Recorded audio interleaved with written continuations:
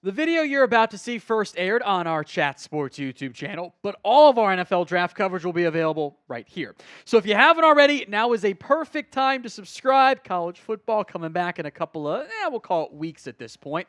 We'll have coverage for you all season and off season long. Hit that sub button so you don't miss out.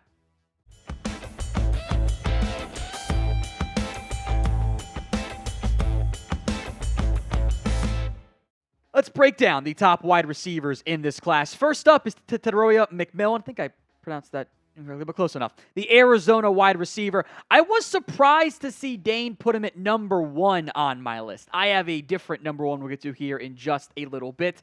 But McMillan's awesome. I want to make that very clear. Estimated listed at 6'5", 210. The body control and and just catch radius is wildly impressive. And even with, extra catch radius normally means tougher catch opportunities that can sometimes lead to deceptive, more drops. He dropped 2 passes all season on 130 targets. He is a very fun player at Arizona. I am a fan of his game. We don't have that many 6'4", 6'5" wide receivers these days. League sometimes getting a little bit smaller, a little bit faster.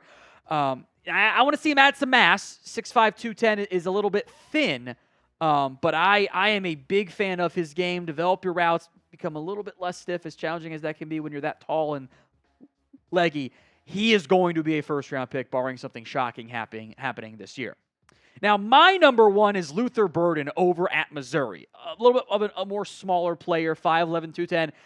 Dane says he's got Jamar Chase flashbacks with him, and I'm totally on board with that.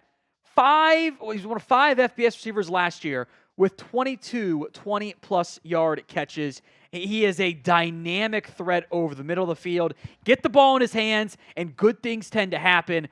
He was mostly a slot receiver. I'm not too concerned about that. I love Burden's game. He is a playmaker. Teams need playmakers, and he offers that. Travis Hunter at Colorado, who I think will be on Dane's receiver and his cornerback list, which is kind of crazy. We'll come back to that more in depth. 6 foot and 1/8, 181 is the verified measurements Dane has there. Fantastic ball skills that shows up on both sides of the field, both offense and defense. He's really good once the ball's in his hands. He makes great catches. He is a legitimate wide receiver and a legitimate corner prospect. The amount of snaps he played, even with missing time last year due to injury, is insane. That level of stamina is pretty damn shocking. He is a little bit undersized. He's not the biggest guy. I think the strength is a question mark there. But he played 100-plus snaps in 7 of his 9 games last year.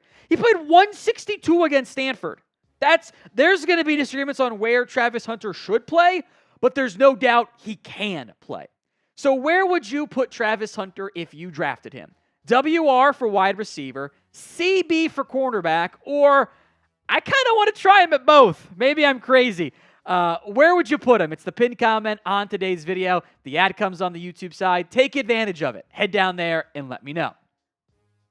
Number 4, Isaiah Bond out of Texas. The Alabama transfer has fantastic speed. He is going, I think, take over the Xavier Worthy deep threat role that hopefully gets better results than what we saw at times with Quinn Ewers throwing the ball there.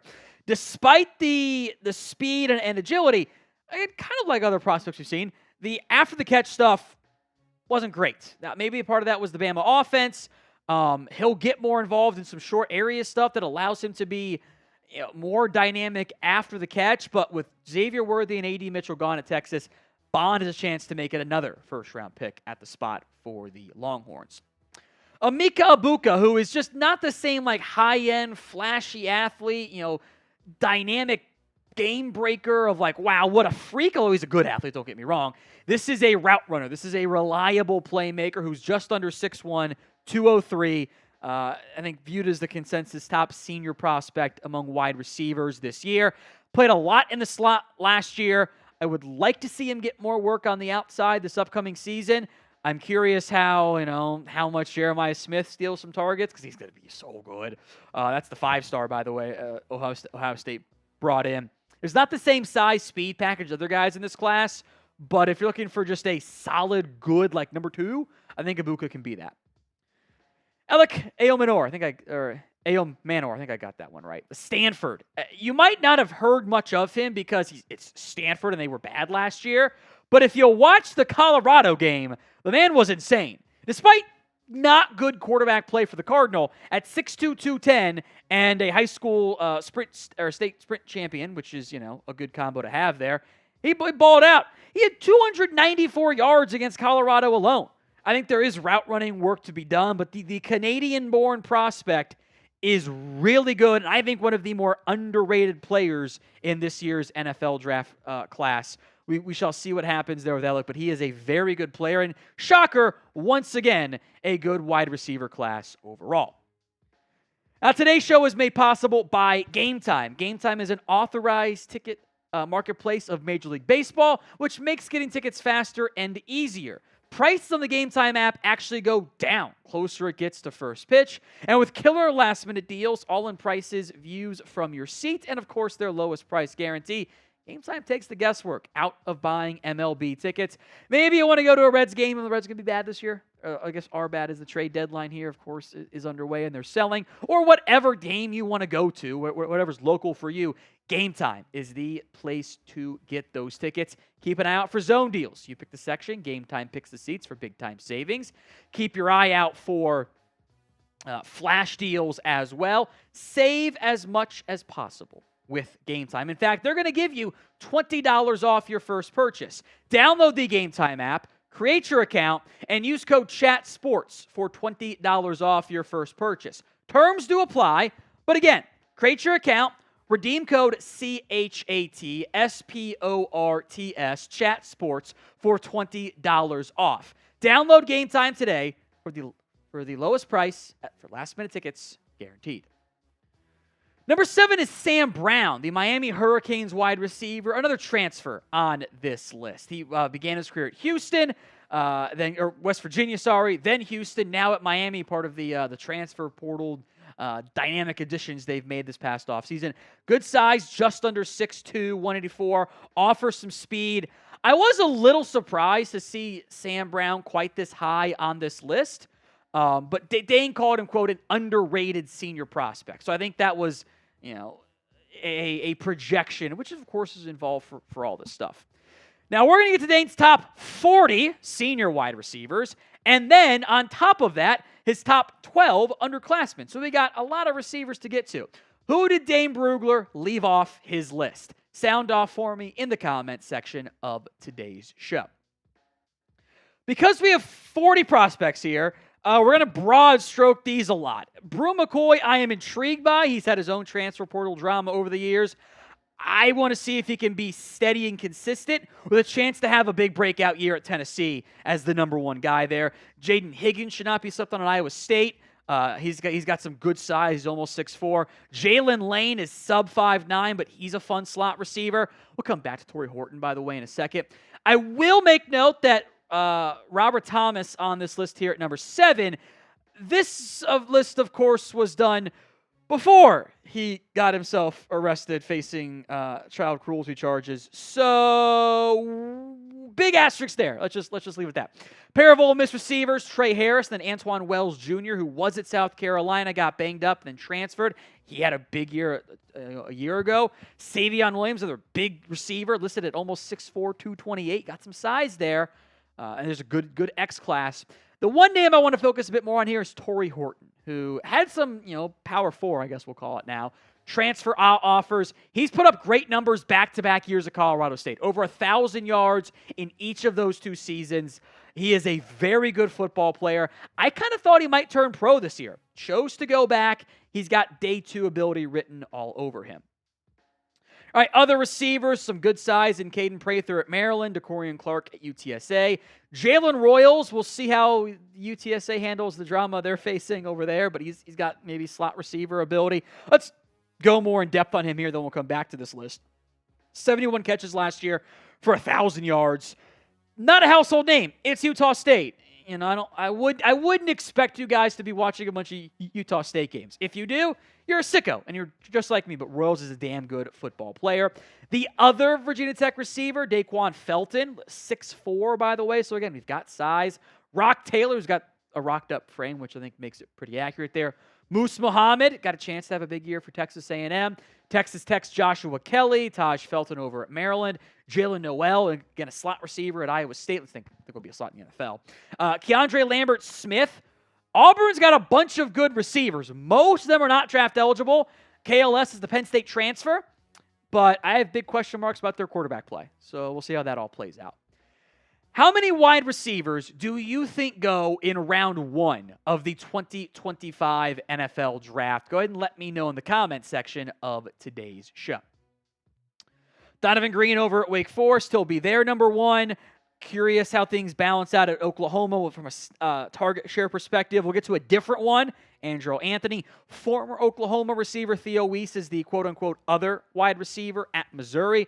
Colby Young's got great size, by the way, 6'3" and change, 218. Jacoby George, one of multiple Miami wide receivers on this list. He's got slot receiver. There's targets to be spread around at LSU. Kyron Lacey, one name to monitor. Ja'Cory Brooks transferred from Alabama to Louisville. Isaac Tasala's probably going to be the number 1 receiver for Arkansas. Bo Collins over at Notre Dame. Kanata Mumpfield, again, a bit more of a smaller receiver. Silas Bolden transferred from Oregon State to Texas. He is very small. He is also very fast. Winston Wright, one of the better group of 5, I think we'd still call it that, prospects. Jamori Macklin is the other Kentucky wide receiver. Elijah Badger, someone's got to make catches at Florida. Xavier Restrepo is undersized, but he was thought pretty good last year for Miami. Kind of surprised only at 39. Julian Fleming transferred from Ohio State to Penn State, former 5-star. Untapped potential, though. There's also a 35, Tez Johnson. Now, he transferred from Troy to Oregon. He's just not big. Dane's got him as the verified size, 5'10", 160. Very small. Very small player. He's also super fast. The Oregon offense this upcoming season is, without a doubt, going to be very, very fun to watch this upcoming season. So I am excited to see how that all plays out. Let's go to the top underclassmen wide receiver. So obviously, 5 of the guys we mentioned earlier. And also Deion Burks, now over at Oklahoma. And he's not the biggest guy. He's 5'10", 195 is the listed size there. He was at Purdue. And I think he is primed for a massive breakout season. I've seen him in the first round of mock drafts, and I get it. He's one of a couple different transfer wide receivers that I think are worth monitoring. I am excited to see how Burks fares this upcoming season. And I think your main guys to be the top receiver drafted are McMillan, Hunter, and LB. So pick one. TM, TH, LB, or if you think it's somebody else, type in O for other. Just be sure to mention who that other prospect ends up being and get bonus points by dropping that name for me in the comments section. Let's talk transfers, right? Oregon wide receiver Evan Stewart left A&M, goes to the Ducks. Dylan Gabriel, Evan Stewart, Tez Johnson might be overpowered in CFB 25 from an offensive perspective. You're banking on the potential here. The production has not been great at A&M. I think there are reasons and there are excuses. And I think the Stewart production lack thereof probably falls more into the reasons category as opposed to excuses. We mentioned Andrew Anthony at Oklahoma. We mentioned Deion Burks. There's also Nick Anderson, who's a bigger body listed at. So again, listed is sometimes not always accurate. 6'4", 215. Oklahoma should have some success with Jackson Arnold this year dealing it out. J. Michael Sturdivant has been a fun player for UCLA. Curious how that offense just looks overall. I'm a little bit anxious about the Bruins this upcoming season, but he is an under-the-radar prospect. Glad that Dane put him on there at number 9. Go to number 10 on this list. That is Elijah Surratt at Indiana. A transfer, by the way. Good size, 6'2", 210. Nathan Rourke will be throwing in balls this upcoming season. We are now in he was good in CFB 25. Maybe he's good in NFL draft prospect territory. Barian Brown is stupid good in CFB 25 because he's just fast and he gets open downfield. And that's valuable and also valuable in real life. Maybe not quite to the same extent, but still applies there. I'm glad Dane put him on there. And then another LSU wide receiver, Chris Hilton Jr. As long as the offense isn't bad, somebody's going to step up and emerge for LSU this upcoming season.